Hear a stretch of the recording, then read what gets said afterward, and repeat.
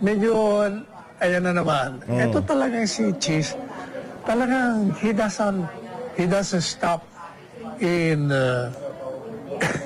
in showing his inability to preside in orderly, efficiently manner. Bakit kanyo? Abay, nangampanya na naman yung si Dilima doon. Nangampanya na naman eh. Hindi naman pala siya magpipresent ng witness. Ano bang Kaya nga.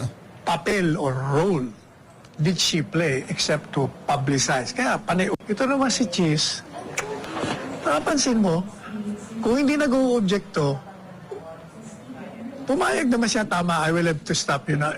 Pinabayaan mo muna magsalita, saka ka Pero na nag-warning mag-stop. naman siya. Aba, hindi naman kaya mag-warning eh.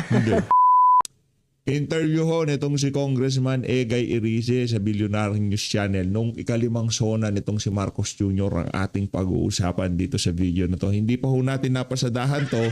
Gusto ho nating makita kung anong reaksyon nitong Egay Irize doon sa mga pinagsasabi nitong si Marcos Jr. sa kanyang ikalimang sona.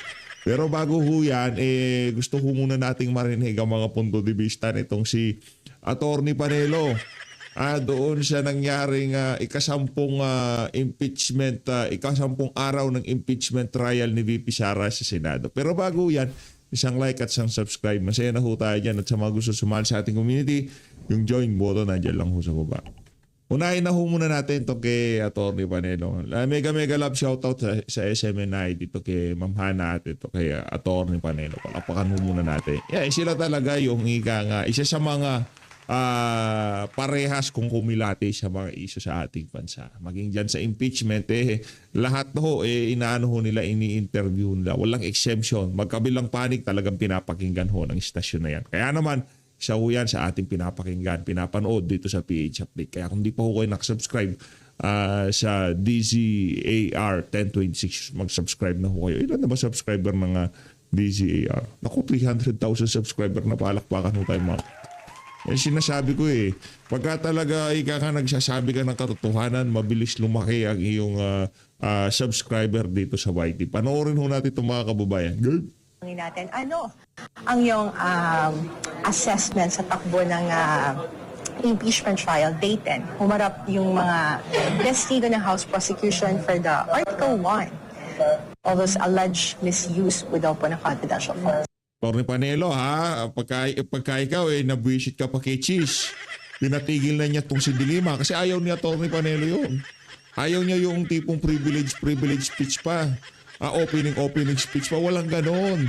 Dapat latagan na kagad ng testigo. Yan ang gusto ni Atty. Panelo. Ayaw ko sana sabihin, pero talagang dapat sabihin, yung mga testigo po worthless lahat yun. And useless. Bakit kanya? Why? Ay, may wala naman nung masasabi ito mga ito to prove yung charges ng irregularity ng paggastos ng confidential funds. Kasi yung testimonya nila tungkol sa pag-request ng encashment, pag-release, hindi naman in dispute yan. Kaya nakita niyo yung defense. Walang cross-examination. Talaga naman wala kang dapat na i-cross. So bakit hindi naman kini-question mo? Ang issue dito, irregularity. So there is nothing that this witness can testify to that will prove irregularity because the request for the encashment as well as the release of the money are not in question. Pero dito sa Article 1, sir, yung impeachment trial, may nakikita na ba kayo dito sa nangyari sa pagpresent ng mga witness na may napatunayan yung prosecution na magkatagoy ng culpable violation ng Constitution? Wala nga, kasi nga, yung dalawang testigo, wala yun parang wala silang prinisinta. Tawag ng depensa, no cross. Tama, yun ang tama doon. Kaya yung mga tanong ng mga senador, mawalang galang na po sa inyo. Mabuti si Robin Badilla hindi nagtanong. Kasi sabi ko nga sa'yo, minimenos sila pero matalino ito. Kaya naman magkawasap ka. Mabuti hindi ka nagtanong. Wala naman dapat itanong. Exactly. Kaya natutuwa ako hindi ka nagtanong ako. Kasi talagang wala Yung mga tanong doon, mga irrelevant lahat lahat ng mga tanong doon, mawalang galang na ho sa inyo. Kasi Kung ang usapan doon, Si Joel Chuo. Hindi ho siya nakapag grandstanding kahapon diyan sa impeachment trial ni VP Sara. dahil sa pag-release, sa pag-request, kung sinunod yung protocol, yun, lahat ng mga tanong nyo relevant. Ay, pero irregularity ho pinag-uusapan ng after the release eh. Kaya, yung mga tanong nyo, hindi na ho kailangan, unnecessary and irrelevant. Do you think this is part of the fishing expedition in the process po nung the transfer fund? Media mileage. Oh, the media mileage, okay. But before the witness was presented, Attorney Sal, nagkaroon ng, binigyan ng 5-minute na panahon si Congressman Leila de Lima. Yan, mabuti binanggit mo yan. Yeah. Medyo, ayan na naman. Ito talagang si Chief, talagang he doesn't stop in in showing his inability to preside in orderly, efficiently manner. Bakit kanyo? Abay, nangampanya na naman yung si Dilima doon. Nangampanya na naman eh. Hindi naman pala siya magpipresent ng witness. Ano bang Kaya nga. papel or role did she play except to publicize? Kaya panay Nagbida-bida kasi si Dilima eh. Ang tuloy napahiya siya, di ba? Dapat kay Dilima, nung ginawa niya yun, sinipa siya sa palabas ng impeachment court eh. Di ba? Ba't mo? Wala na kang opening statement. Sa sa korte ba? Meron bang opening statement? Di ko alam. Di pa ako nakapanood. Napanood ko pa lang yung sa Netflix yung nagpanggap na abogado pero mataas yung magaling, di ba? Oo. Pero dito, impeachment, trial to eh, di ba? Si Dilima gusto niya pang magbida-bida, ipahiya si VP Sara, kung ano-anong kabalbalan talagang naiisip nito mga mga taga-prosecution. Tayo naman kasi dito, in fairness, hanggat maaari, kung sakali mang mayroong mapalabas na talagang testigo, ebidensya na may talagang ginawa si VP Sara, babatikusin natin si VP Sara. Yan ang sinisigurado ko sa inyo. Halimbawa, doon sa grave threat, nailabas nila yung di umanong binayaran ni VP Sara para isagawa yung kanyang sinabi. Di ba batikusin natin si VP Sara? Ba't mo naman ginawa yan, VP? Masama yan. Pagbabantayan. Pero hanggat po, iyon nga kondisyon natin dito sa PH Update. Sususugan ko ang prosecution. Kung sakaling maipalabas nila yung di umanong binayaran ni VP Sara. Okay? Yan. Maliwanag yan. Hindi tayo magpapakabayas dito. Pero hanggang yun conditional, hindi naman tayo pwedeng bumanat kay VP Sara dito. Gayong alam naman natin conditional pag may nangyari sa akin. Maliwanag yun, conditional. Ngayon, habang conditional yan, basurang articles of impeachment yan. Ngayon, kung sakaling meron silang mailatag dyan, doon tayo. Palakpakan natin ang prosecution dyan dahil talagang nagsiliksik, nalaman nila at natagpuan nila kung sino man yung binayaran na yan, Sara. Pero ngayon, wala pa silang napapatunayan. Ngayon, dito sa Article 1 ng itong confidential fund, mga kababayan, mga manager sa bangko. Ilinabas nila mga lehitimong dokumento. Ano mo napatunayan nila? Tinanong, ito ba nakapirma? Ito ba linabas yung pera? Hindi naman sinabi ng defense na hindi linabas yung pera. Linabas naman talaga yung pera. Pinambayad nga doon sa kanilang mga asset na pumutekta sa ating mga kabataan. Feeling ko kung si VP Sara, Department of Education Secretary, hindi mangyayari yung mga nangyayari ngayon sa ating mga eskwelahan. Yon ang aking peerless forecast. Diba? object. By the way, kahit tapos na teka lang parang kung hindi man tayo nakapag-countdown, gusto ko batiin at paki-comment sa baba, happy birthday, Senator Rodante Marcoleta. Palakpakan natin. Senator Rodante Marcoleta ho natin yan. Happy birthday siya na. Mega mega love shoutout. Ito naman si Cheese. Napansin mo, kung hindi nag-o-objecto, pumayag naman siya, tama, I will have to stop you na. Pinabayaan mo muna magsalita, saka ka Pero na nag-warning mag-stop. naman siya. Aba, hindi naman kaya mag-warning eh. Hindi. Kung yung marunong na presiding officer, mag-uumpisa ka pala, oops, stop. Kung halimbawa, ako presiding officer, what is your role here? Are you going to present a witness or not? Pag sinabi niyang, no, Your Honor, I will manifest, never mind. Proceed. Prosecutor, present your witness. Ganun lang yun. Okay. Kakainis eh. Kaya yung, pag after break, hindi na kami bumalik. Pero, Kumain na lang kami. pero attorney, kasi from the first until the second witness, narinig natin yung term na suspicious, unusual, illegal. Pero sa kabila nun, both the witness, narinig naman sila na hindi naman illegal yung transaction. Talaga namang hindi eh. Yes. So, Kasi, bakit magiging illegal? Merong request. Tumawag naman yung mga opisina. Tapos yung cheque na mayroon namang pay. Kaya yung mga tanong na yung mga irrelevant lahat yun. Sinasabi lang naman doon, under the law, pag covered at suspicious, nire-report. Talaga $500,000 nga eh. Nire-report mo na pag more than $500,000. Yun namang suspicious. Kung nagduda talaga yung bangko na baka hindi ito totoo eh. Kahit na 1 million lang yun. Oh, sir, meron ditong kaduda-duda. Hindi, kumbaga, ordinary po yan. Hindi na mahalaga yung mga suspicious, usual, unusual. Ang unusual, yung tanong kayo ng tanong doon na hindi naman kailangan. pero dito sa second witness, kasi meron siyang experience with other government agency, hindi lang sa Department of Education. And when she was asked is this the first time na ganito kalaking amount? Sabi niya, and may mga government agency din ba na nag-withdraw din ng malaking amount na experience mo? Wherein sinabi niya na na-experience din naman niya kasi sa ibang branch yun na ibang government agency din na nakapag-encash yun ng malaking pera. Although hindi niya na sinabi for privacy nga.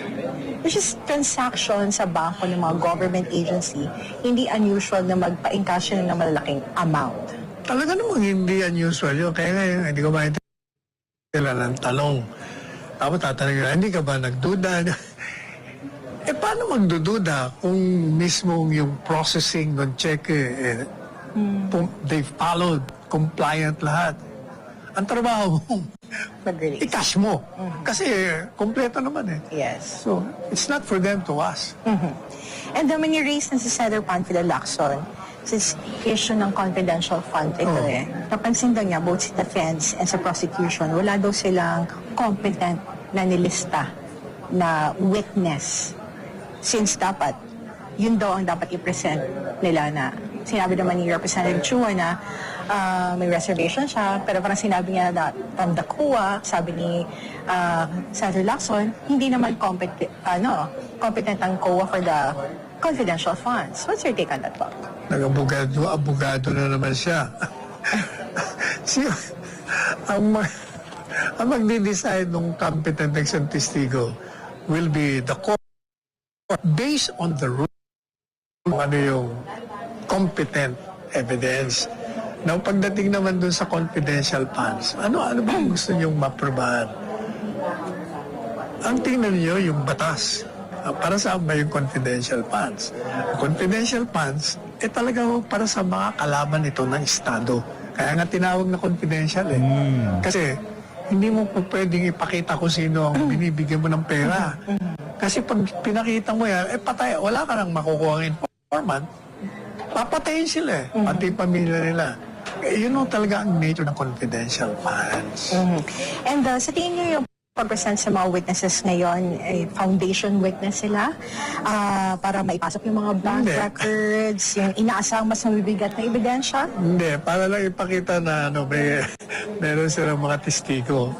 Di ba, from the very start, yun ang sinasabi natin, sinasabi na ng defense. Wala nga ngayong kaso eh. Kaya kami, pilit nyo kaming sagutin yung mga mga demanda nyo, ay sinagot na nga namin na wala kayong kaso, wala kayong mga aligasyon, magpapakita na meron kayong basis sa batas. Wala kayong mga ebidensya. Kaya ang ginagawa nyo, pinapakuha nyo lahat yung mga dokumento para kumuha kayo ng ebidensya. Yun nga ang punto ng defense.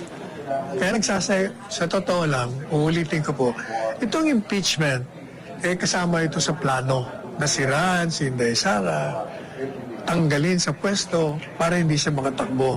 Sapagkat talaga naman pag siya nanalong presidente, maniwala kayo, may problema talaga ang mga nakaupo ngayon. Kasi maraming mali yan. Balikan ko yung dalawang witness na present ng prosecution. You think yung mga sinabi na ngayon sa impeachment court makakatulong dun sa direksyon ng prosecution para i-push dun sa Hindi. sa Article 1? Kasi nga hindi naman in-issue yun eh. Okay. Ang issue lang, did you spend regularly funds as intended by the very use of that? Yun lang naman ang tatanong yan eh. Di ba, sinagot na po natin yan. Unang-una, hindi mo dapat dinimanda ng irregularidad yung pagkasos ng confidential funds. Bakit? Kasi yung COA decision na sinasabi niya may irregularity, hindi pa ho pinal yun, hindi pa ho natin malaman kung talagang irregular nga yung pamamaraan ng paggastos. Kasi meron pang appeal, meron pang questionable pa. Hanggat hindi ho final yung executory, hindi pa ho pwede dapat i-demanda. Kaya lang, dahil gusto nga nilang siraan ito si BP Sara, ginawa nila. And sir, labanan din ng optics between the defense and House prosecution. Propaganda. Kumusta yung labanan? Pero more on the propaganda ng prosecution. Ito, okay. Ang depensa, nag-aantay lang sila. Kaya nga sinasabi nila, Sara, paano ba't namin papupunta yun? Hanggang ngayon na, wala kaming nakikitang ebidensya nyo. At so far, mag-iisang buwan na tayo, wala talagang ebidensya. Whether dun sa Article 4 or dito sa Article 1. And ito yung huling trial for this week. Magbabalik tayo next week. What are your expectations doon sa sinabi nila from the Commission Audit at from the HOR yung ipapresent nila ng witness po? Ano ba ang inaasahan niyo? Parang SONA. Wala kang aasahan. Maraming salamat. Ayun na nga mga kababayan, punta na ho tayo sa dito kay Congressman Egay Risa. Palakpakan mo muna natin ito si Ma'am Hana, ito si Atty. Panelo. Napakaganda ng pagsalansan itong si Atty. Panelo. Pinakagusto ko doon yung kay Dilima. Si Dilima kasi bida-bida eh. Di ba? Masyadong bida-bida. O, dito tayo kung Egay. And what? Yan, on my future senator, independent. Dadagdagan Kung pa yung, Egay. dadagdagan pa yung kulang ang kaalaman sa Senado. Sino tinutukoy mo? Sino tinutukoy mo doon? Nandun, madadagdag ka. Ikaw talaga. Okay, nag-attend ka ba ng SONA kahapon? Yes, of course. So, ba't hindi mo naisip na mag-boycott? Aba hindi, yan yung duty ko yan to attend the SONA. Kaya nga take notes ako, hindi ko pa na itatype nasa pa lang, scribble ko. Kahapon yan? Kahapon yan. Wow. May mga members ba ng House na hindi nag-attend? Parang mayroon din. Meron din. Marami din. May mga nag-attend. Pero ang isang sabi niyo nga kanina yung political symbolism nung nangyaring, it's the first time in the Philippine history na yung Senate walang quorum. Na nag-attend? Na nag-attend. Only 11 attended the SONA. 13 were absent. Hindi. 13 kasama yung tatlong, wala. Nakulong. Saka yung majority, tatlong majority from the majority, tatlong nakulong at nagtatago at isa lang sa minority, So, anong symbolism nito? Ang pangako ng Pangulo sa ni Vice President Sara nung magkasama sila, unity. Ngayon, meron tayong SONA, State of the Nation Address. Wala yung Vice President, wala yung nasa Europe eh. Nasa Europe eh. 13 senador. So, anong projection ito? Ito naman si Sir, masyadong nagpapahalata yung isang kasama nitong si bakit ba nasa Europe si VP Sara? Tanungin kita, Sir, na nakakaki na Kasi nga, kinidnap yung tatay niya, dinala doon. Pambihira. Nasa Europe nasa Raulo. Ito sa mamamayan, hindi nagkakaisa yung gobyerno, ni Hindi yan, Pangulong hindi Marcos. yan. Obvious siya. naman yun. Halata naman yun. Pangako nila yun, unity. Ay, pangako. Alam mo naman, Sinto, nasa Europe Hindi ba alam ba't nasa Europe niya? alam mo naman yung mga Yan o. Tandaan nyo mukha pag nasa lubong nyo, kumustahin nyo kung okay lang siya. Wala daw si VP Sara, nasa Europe Kahit nasa Pilipinas yun, hindi pupunta sa zona. Pambira ka naman, kuyang. Parang di mo naman alam ang ginawa kay VP Sara. Ay kay dating Pangulong Rodrigo Duterte. Si VP Sara, ini-impeach ngayon. Expect mo pupunta siya sa zona? Si Raulo ka ba? pangako, di Kaya ba? sa umpisa pa lang, may pangako na hindi natupad ng Pangulo. Correct. Ayun. Ay, wala nga ang Vice President, nasa Europe nga. Pinilit pa talaga Europe. Namalitahan ka ba, kuya? Hindi, yung maleta binigay sa kanya, yung pang-travel. Tatanong lang tayo. Presidente, pupunta kayo ng Davao. And the 13 senators. Yan o. Namalitahan ka ba? Tatanong ako ha. Hindi ko sinasabi namalitahan ka ba? Kung host ka na at partisan ka, huwag ka magpahalata kagaya ng isang kasama mo, dilawan yan. Huwag ka na masyado magpakabibo. Di ba? Kung ikaw host na at hindi ka nila kilala bilang partisan, sundutin mo, pasagutin mo na lang yung yung tinatanong mo. Hindi huwag magpahalata. Ang problema ko kasi, di naman kagaya sa atin, tayo nagbablog, alam nila na DDS tayo. Duterte diehard supporter tayo. Ikaw, host ka ng isang network. Di ba? Hanggat maaari magpakagitna ka, kunwari. Ngayong araw, ngayong umaga, pupunta ng Davao si Pangulong BBM, alam ko, kasama yung cabinet. Alam mo kasi updated ka eh. Baka minyon ka din na Malacanang. Hindi ko sinasabing namalitahan. Nagtatanong ako, bakit iba yung palantik ng dila niya? Baka namalitahan siya. Baka ma-misinterpret nitong matanda na to. Magkasidad lang naman kami yan. Di ba? So, ito, Ang pangit kasi sa dila nasa Europe eh. Hindi ba alam kung bakit siya nasa Europe? Doon tayo nababaduyan, doon tayo nakokornihan. Ba't nasa Europe si VP Sara? Bakit nga siya nandoon? yung Buti pa tong si ano pangalan nito? Itong si attorney, kalimutan ko pangalan. Mas buti pa siya. Hindi niya na sinusugan kasi ang baduy. nag-notes ka pala. So, anong biggest takeaway mo kahapon sa zona ng Pangulo? Wala akong mga takeaway. And I hate to say negative things against the Marcos administration. I'm not happy saying these things. Pero we have to put sense to what's really happening to our country. Kaya, Hindi ka ba happy na tatanggalin yung systems laws at babawasan Nagsona itong si Kuya. ng... bola lang yun, hindi mangyayari Hindi yan. mangyayari yun. Ay, pero sa inyo yun. Sa inyo Brad, ano bang ginagawa dito nito? Dapat kasi anti-cleric at kausap nito. Hindi ka ba daw natutuwa kasi tatanggalin yung systems laws? Huwag mong i-feed yung gusto mong marinig sa ini-interview mo. Magmumukha kang si Raulo.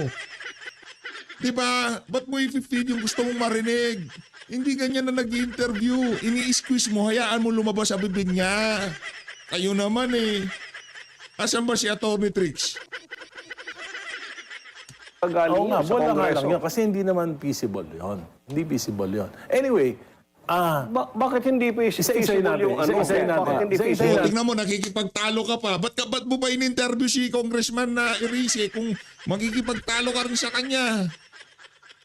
Bakit hindi feasible yun? Bakit? Hayaan mo magpaliwanag. Kaya nga inimbitan nyo siya para ma-enlighten kayo sa mga kabalbalan ni Bangag. Ngayon kung alam mo na pala, ang maganda, huwag ka na mag-interview, mag-vlog ka na lang.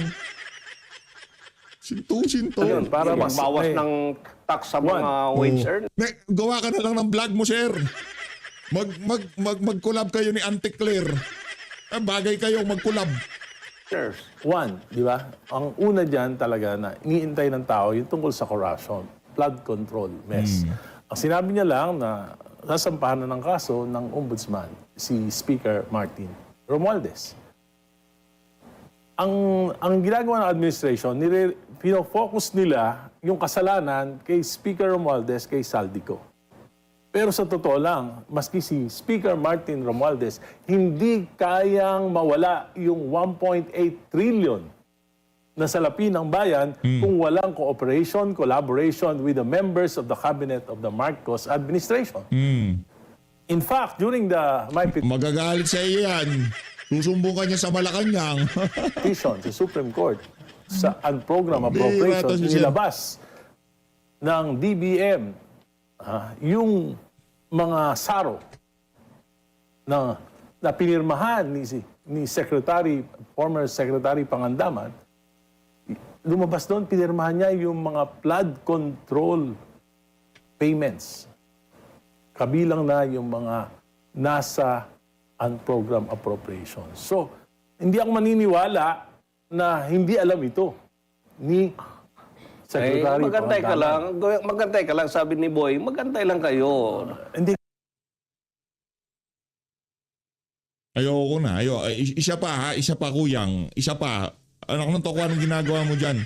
Yung kasama mo nananahimik na. Nananahimik na tong si... Pangalan to. Comment nyo nga sa baba. Basta dilawan yan. Ano, magantay ka lang. Ba't mo ibinibida si Boying? Ito nga first hand nakikita niya sa House of Representatives. Anong... Isang taon na naghihintay eh. Yoko na. Isang taon na naghihintay, yung mga maliliit na engineer, 3, nakakulong. So palpalin sabi mo. niya, Pero yung mga utak nitong nakawan na ito, Sabi niya, ito sinasabi na nga, realidad na nangyayari sa ating bansa. Diba, ano sabi niya? Maghintay ka lang, malapit na. Anak ng toko, balik preliminary investigation. Paano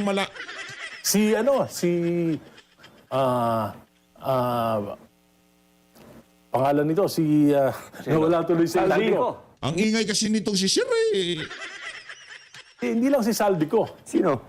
Sino? Si Bernardo. Bernardo, si Bernardo, including the engineer. Si Alcantara. Alcantara. Nasa bahay nila nagpapasarap. Samantalang yung mga tao nila na inutusan lang Sila nila. Bryce. Inutusan nila yung mga engineers na mabababa nakakulong. Nag-state to a witness para Paano mag-state witness? Sila yung mga kapural. Sila yung mga masterminds. Sinto tatong si Sir. Ba't mo pinagtatanggol nag-state witness Ba't mo... Brad naman, host ka dyan. Nasisira Billionaire News Channel sa'yo. Hindi ganyan mag-host. Hayaan mo dumakdak ang kinakausap mo. Hayaan mo siya magsalita. Huwag mong kontrahin. Pero kung meron kang puntos na talagang kontrahin mo. Pero kung facts naman sinasabi niya, hayaan mo. Nakakulong ba si Bernardo, si ganito? Hindi naman. Hindi mangyayari ito kung wala sila. Pero alam naman natin, di ba, Yan, na si Saldico, Ganyan sumalan siya, Sir. Makinig ka ha. Hindi parang nagmumukha kang kachokarat ni Auntie Claire dyan sa... parang inamin na niya, di ba, meron siyang video at dinadawit niya yata si Speaker Martin. So alam Hindi na lang, ng tao. pati si Presidente, dinadawit niya eh. Pero yung punto doon is, pero ang kausap kasi talaga ni Saldico, si Martin, di ba? Sila yung magkasama dito.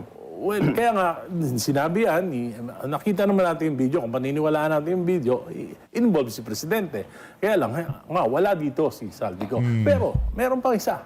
Sinabi ni Senator Lacson na may 8 billion na binigay si Engineer Bernardo sa mga bersamin. O ba't hindi inimbestigahan ng Pangulo?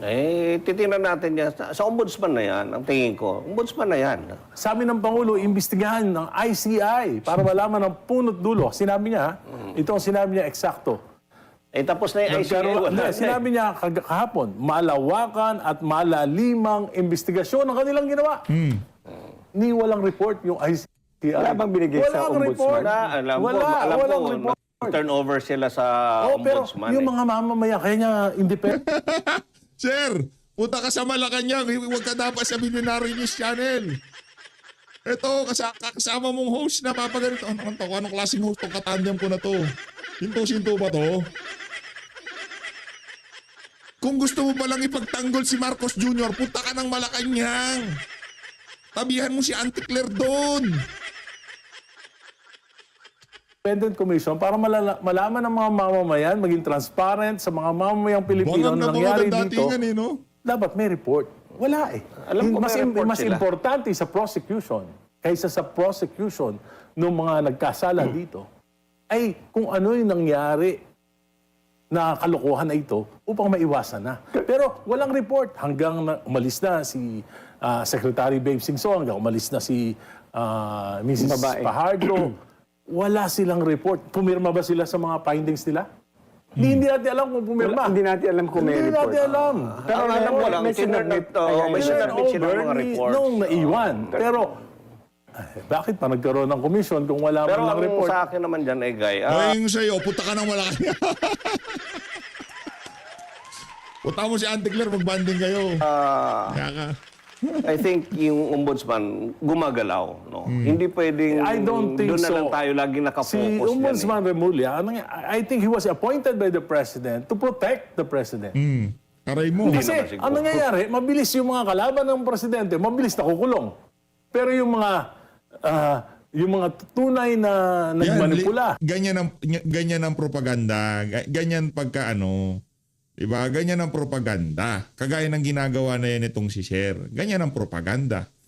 Ganyan yung pagpupropaganda sa gobyerno. Yung ginagawa niya, hindi ni Egaya, nitong si nitong nag-i-interview sa kanya, hindi mo dapat sinasabi yung mga sinasabi mo na yan. Hindi naman siguro. Ba't mo pinagtatanggol? As much as possible, host ka, gitna ka. Unless na lang may setup kayo na, o ikaw, isang host pro, isang host anti. Ganun yun. Pero nag-kwentuhan yan. Hindi. itong Wala kayo budget, dyan. ang infrastructure na nasa labas. Kaya pala, ang Bakit dami ko ganon? naririnig dito sa interview na to. Panoorin mo yung isang host, parang sinto-sinto, sabing gano'n. Di ba? Ba't mo pa tatanungin kung ayaw mo rin palang paniwalaan? Eh, ikaw na lang mag-host, ikaw na lang ang mag-guest. Nauuna yung kalaban. Parang na-weaponize yung Office of the Ombudsman to protect the political interest of the President. So ang question dyan is really a question of anong ebidensya meron. So ang tingin mo, meron ng ebidensya laban sa lahat, pero inuuna lang ang mga... Hindi hinahanap yung ebidensya. Kung sino lang yung gusto nilang hanapan ng ebidensya, hanapan nila. Pero yung mga talagang sacred cows, yun yung pinoprotect. Pero egay kagabi, sinabi ni... And I suppose this will apply to whether you are minority or administration. Dinipensahan ni former Senator Coco Pimentel sa On Point ni Pinky na Martin Romualdez enjoys the Daway pa nga si presumption Coco. of innocence. That applies to everyone naman, di ba? Oh, kaya nga, hindi naman nasasampahan ng kaso. Paano nga natin malalaman? Nauna sila Jinggoy, nauna sila Marcoleta, nauna sila Mike Defensor. Basta yung mga kalaban ang nauuna, si Bong Revilla. Kung titingnan mo yung kay Senator Marcoleta, mismo siya ang nagsabi kasi yun ebidensya. iba yun, Yung kay iba. Jinggoy, Iba yun. Oh, Di ba yun? Huwag ka nang sumuntot pagka ganon. Magtutunog partisan ka lang, Brad. Ngayon pa lang ba nag-gusto? Ano ba trabaho dating to? Congressman ba to? Meron bang background sa sa PR? Wala sigurong background sa... Wala naman tayong background sa PR. Pero natututo tayo sa mga may background sa PR. Diba? Hindi tayo wala akong proper training. Aminado ako dyan. Pagdating sa PR. Pero yung base sa aking pag-obserba, kagaya sa mga magagaling na PR, diba? Hindi nila ginagawa yung ginagawa nitong si magbabayad. Jinggoy It at is the saka kay obligation of the Yes. President na unahin. Bakit? Kasi may kaugnayan sa kanya. Caesar's wife. So finally, nagsalita na siya tungkol kay Speaker Romualdez. After 1 year. Dati natin, naalala mo ito, matagal na natin itong pinag-uusapan na dapat ma-mention si Speaker Martin. Na-mention na. So, hindi ka pa rin masaya. Kasi hindi ako naniniwala na makukulong. Tingnan natin. Hindi ako naniniwala. Ako naman, Bakit? Sabi ni Speaker Martin, I will not go down alone. Pero nagbago na siya eh. Pero paano yung reaction mo? Hoping na hindi tutuluyan. Hoping. Kaya nagbago siya ng statement. Hoping na hindi Kung tutuluyan. hindi siya tutuloy, hindi niya napako na naman yung pangako ni... Sanay naman mapako. 1 million houses. Aray 1 ko. Tawa na lang tong si Sir. million houses per year. 20 pesos Aray na ko. bigas. Oh. Ang daming pangako. In fact, meron akong lahat ng mga pangako niya sa mga nakaraang sona niya, meron akong tinignan ko. May Doon tali sa, siguro yung 15 lang na tinignan ko, 2 lang yung natupad. Ano yung dalawa? Of course, yung Pogo. Okay. Yung banning ng Pogo. Pangalawa, sa tingin ko, although At sila na nagpupogo. siguro half-baked, yung tungkol sa education, na promote yung mga teachers bago mag-retire. Oh, may At least 85 okay, yun, mas 85,000 okay na. yun, mas okay yun. Pero in terms of classrooms, Pareho pa rin. Mahina. Oo. 160,000 pa rin yung Wala, hindi lang wala. naman sa kanya kasi during the time of President Pinoy, 0 backlog na tayo eh. May dagdag pa. Oo, may dagdag May na. 60 plus thousand na backlog. We did 89,000. Yeah. something So plus. ngayon, ang ginawa during the time of the 6 years of Duterte, saka 4 years sa kanya, balik sa 160,000. Ano nga, So, hindi kasi lang naman nga, siya. ang daming diyan ang daming factors diyan. Yung issue ng corruption nga, lahat nag-ingat, lahat pabago-bago Saka yung yung mga sinabi niya na- program of works. Nakatipid dahil bumaba yung presyo. Hindi, binalik na. Yung dating presyo sa DPWH, balik na sa dati. Balik sa Which dati means- ang arrangement. O yung presyo ng bawat materials cost, balik na sa dati. Meron na silang dupa. Kasi walang Alam ko yung market, hindi, alam ko market Wala kasing wala na nagbibid. So, dahil kung yung binabaan nila ng mas So, ibig sabihin, mababa pa sa market value, So, ibig sabihin, padded na ngayon yung mga hindi ko sinasabing na naman. padded. Basta bumalik sa dati. Which, ano yung Kaibigan dati? natin si Vince. Nakausap mo ba si Sec Vince tungkol dyan? Well, hindi ko alam kung anong ginagawa ni Secretary Vince. Hindi ko siya nakakausap. Except nung kinausap nila ako na sabi nila na ang tingin daw ng Palacios, kaya ako critic ay supporter ako ni Sara Duterte. Sabi ko naman, paano ako magiging Duterte? Kayo yung mga Duterte, nag-aaway lang kayo. Ako, matagal na rin akong critic ng mga Duterte. Saka hindi kayo magkakasama because independent meron senator talaga to may, siya, may no? policy difference kami. Bakit? Ano? Ano pang sinabi May sa violent war on drugs? Ano pa Saka sinabi yung sa iyo ni Sec political Vince? dynasty. Ha? Ano pang sinabi sa iyo ni Sec Vince? Sabi niya, kasi daw yung mga salita ko nakakalakas sa mga Duterte. Sabi ko, mali yan. Yung mga mali nyo, yun yung nakakalakas kay Presidente Aray ko. Duterte. In your face, Sabi niya, ba't Vince. di mo kami Tungkol tulungan? sa projects, meron ba siya sinabi? Ano? Sa projects mo, sa Caloocan, sa distrito mo? Hindi, ang parang gusto nila, yung nakikita ko mali, sabihin ko tama. Para magka-proyekto ko. Kung Yan si Sir, yung nakikita niya sa ombudsman na mali, sinasabi niya pa ba? hindi, Pero again, may flood control project ka ba sa Caloocan? Aray Hindi, wala pa nga ako mo, proyekto kahit isa. Sir. Talaga? for 1 year, Alam mo, Sir, Hindi, pero Zero. since 2020, pagpasok nila, naging congressman mo ngayon, wala pa? wala, zero. Walang project at all? Wala. Yung- Dati nung nasa majority, minority, senior deputy minority. Wala pa naman kasi first time pa lang. Hindi na-release yung aking mga... Actually, yung isang proyekto, pinaliwanag ko kay Secretary Vince, dyan sa C3, bumabaha dyan sa may riles ng tren eh. Okay. Yung dumadaan dyan yung mga trucks, trailers, logistics from different parts of the country to the pier, sa port. Sa may C3. Sabi ko, kasi bumababa pagdating sa riles. So sa solution, dapat itaas yung riles para maitaas din yung kalsada. So napondohan yon sa pamamagitan ng 2026 national budget. Hindi nila ni-release yung sarong. Hindi so pa ngayong nare-release? tagulan, edi Baha na. hundreds of millions in trade ang mawawala sa Pilipinas. Dapat Because of politics. Wait, dahil Politics, sa ikaw ang nandoon, Oh, kaya yes, hindi nila yes, yes. nilalabas Because of ang sarong? politics. Because of Dahil politics. perceived na kritik ka? Yes. Sabi nga ni Secretary Vince, sisiruhin niya daw ako. Sabi niya? Sinabi niya. Sabi ko nga, ano ka ba? Secretary o politiko? Ano sabi niya? Hindi. Yun ang sasabihin ko sa budget hearing. I-re-raise mo kasi lalabas na sa ano. Scoop yan dito. Hindi ko rin alam yan. Oo. So ano ang tingin mo sa kaso na ang tinitinan ng ombudsman kasi graft charges lang. at hindi plunder. Sang-ayon ka ba dun sa Basta ang possible sabi ni crime? Presidente, pakukulong niya. Maya naman ngayon, pakukulong niya.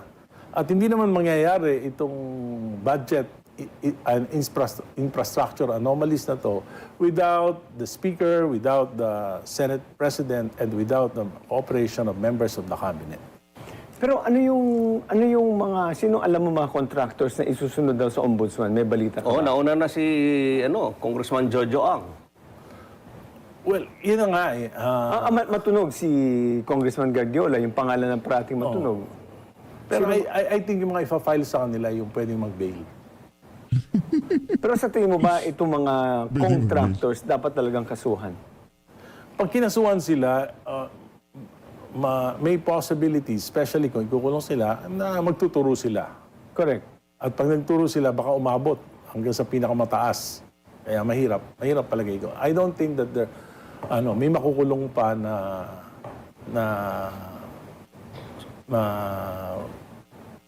mga kakampi ng Pangulo. Ang gusto mo mangyari sa mga contractors, makulong or sampahan ng kaso, iba yun. Kasi pag sinampahan mo at hindi plunder, labas. Ang gusto mo ba kulong talaga? Plunder pa rin. Hindi naman. Depende nga sa ebidensya. Oo. Depende sa ebidensya. Pero ang problema nga, tingin ko, hindi naman talaga na-iimbestigahan ng maayos. Ayan ang pakiwari mo sa Kaya nga ombudsman. yung Independent People's Commission na pinangako ng Pangulo na isang priority legislation ay hindi niya tinupad. Nasa inyo yun, nasa Congress yun eh. Pinasa namin, pero siyempre... Nasaan ngayon? Nasa Senate. Pero yung Pangulo, kung sabi niya, ipasa niyo yan.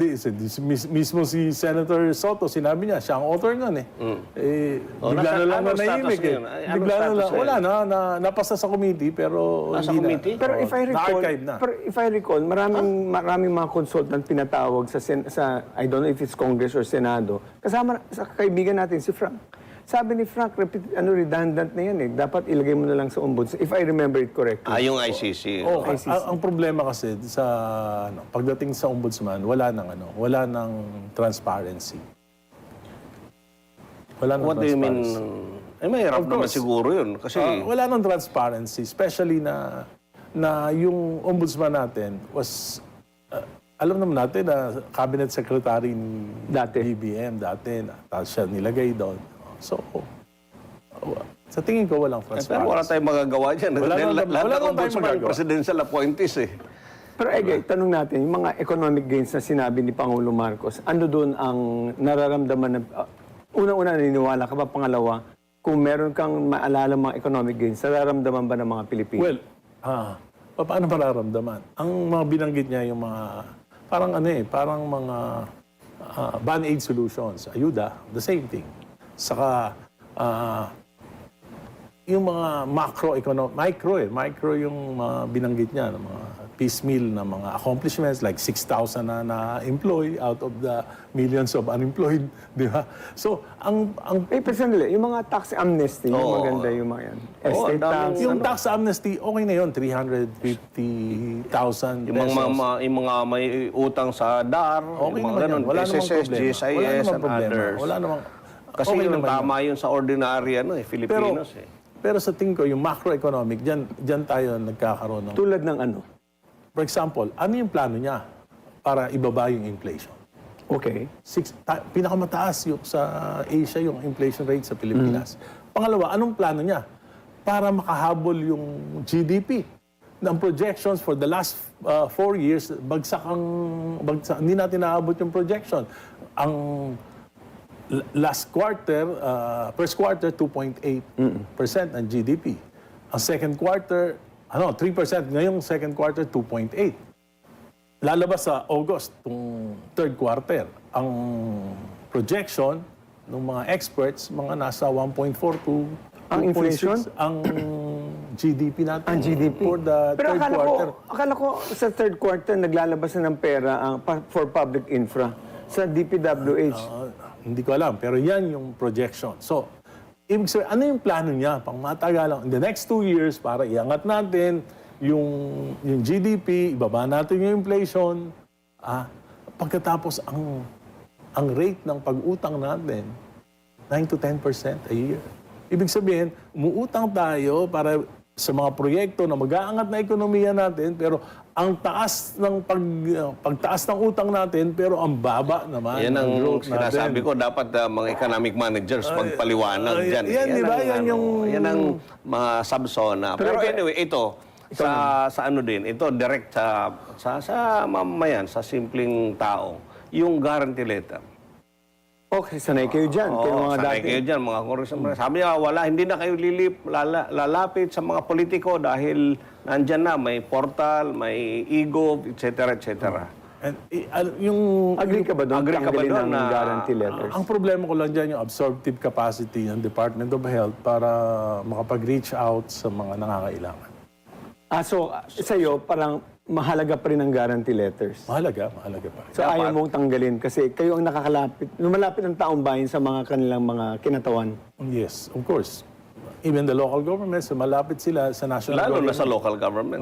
Sa national government, tingin ko walang absorptive capacity Ang DOH. ang DOH para maserbisyohan lahat ng mga So dapat i-farm out sa ano. tama. Okay. Sa Ayun na nga mga kababayan, dito na natatapusin. Sobrang idol na ako nito kung sino man tong sir na to. No? Idol ako. Ito yung nakita nating malupit talaga mag-interview. Maraming salamat. Mag-ingat ko kayo lahat. Pambira ka sir. Oh.